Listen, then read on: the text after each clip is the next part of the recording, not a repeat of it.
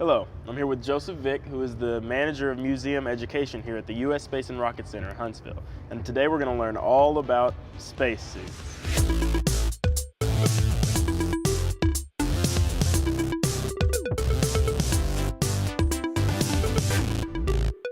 What can you tell me about the history of spacesuits? Spacesuits originated here on Earth for exploration of the Earth. When we had the need to go and dive, so think of really old school diving suits. Those big metal helmets, those big suits. Post that, we went from exploring the oceans to exploring the skies. You had the development of aircraft needing pressurized suits. Those suits dealt with mild pressure changes. So that they could go from an upper elevation to a lower elevation in flight. So as astronauts, we begin to explore past our atmospheres. We need even more protection from those lack of pressures. The first of those were used during our Mercury mission. So it was the first manned mission that NASA put together in the 60s. The suit they had was a very early elementary spacesuit. The second manned mission of NASA was the Gemini suit. They needed to develop a new suit so that they could exit out of the capsule and do what's called an extravehicular activity. The first American to do that was Ed White. So he was getting out of the capsule, but he was tethered. There was a golden umbilical cord that was attached so he could move about yet still climb safely back. And then for Apollo, they needed a very much substantial suit that would enable them to not only get out of their vehicle, but walk on a surface that was foreign to us. We needed to develop something that was extremely tough, extremely durable, and withstanding of an area of an atmosphere that was lacking, an area that was cold, an area that if we tripped or fell, it wouldn't rip and cause detriment to the astronaut. What it would be like to go into space without a spacesuit. So I need your help. If you could put a little bit of pressure on top, that'll provide our Earth pressure, which is 14.7 pounds per square inch. That's what helps us maintain our shape and function, just like AstroDuck here. I'm going to remove the pressure from this chamber.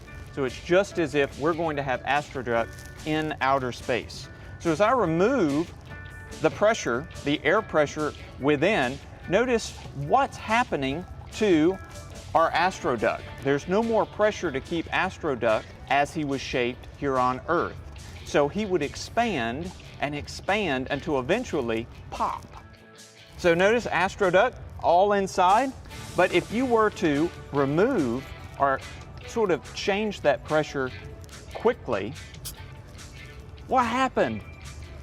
Nothing good. Nothing good. So AstroDuck went from an extreme pressure environment to another. So from AstroDuck's perspective, you need a spacesuit. Spacesuits have multi-layers.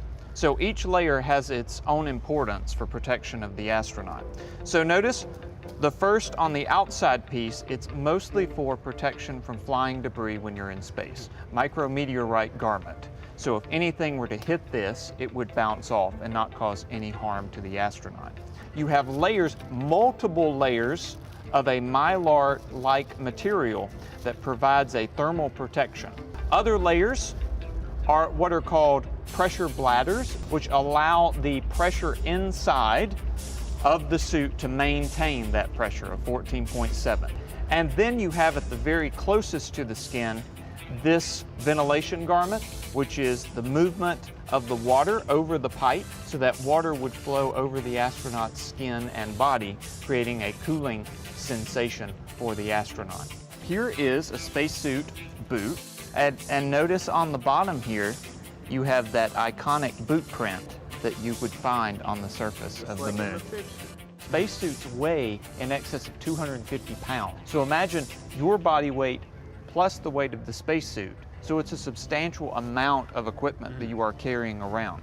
So let's grab and take a look at a glove. Notice with the glove, it's very similar to the gloves we're wearing. The glove allows you to have dexterity, just like the gloves we're having. Notice they're thin. Now, with astronaut suits, there are all of the connections and pieces that they can interlock, remove. Each one of the astronaut suits are all personalized to the astronaut. Don't think of them as a size per se, small, medium, large, but it would have your name on the inside. And they do that because they need it to fit them like a glove so that they are working safely and it's fit to them and tailored to them for their mission objective. So the next spacesuit we're developing will explore Mars or beyond. So we are still exploring Mars from robotic means for one day, for eventually, maybe you, to walk on the surface of Mars one day. Thank you for all this knowledge. Next time I see you, I'll have my own personal spacesuit. Oh, great, and I'll catch you on Mars.